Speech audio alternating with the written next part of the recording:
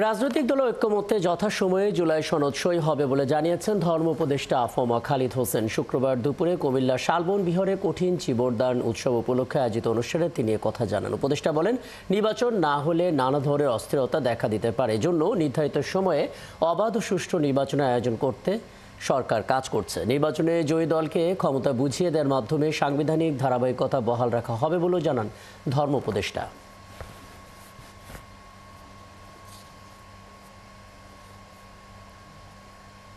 সনদ তো স্বাক্ষরিত হবে এবং জাতি এর জন্য সম্পূর্ণভাবে প্রস্তুত। কোনো ধরনের কোনো আশঙ্কা আমরা এই পর্যন্ত অনুভব করছি না। আমরা আশাবাদী সরকার ঘোষিত তারিখেই একটা ফেয়ার, ফ্রি, ইম্পার্শিয়াল ইলেকশন অনুষ্ঠিত হবে এবং লেভেল প্লেইং ফিল্ড তৈরি করার কাজও গভর্নমেন্ট করে যাচ্ছে।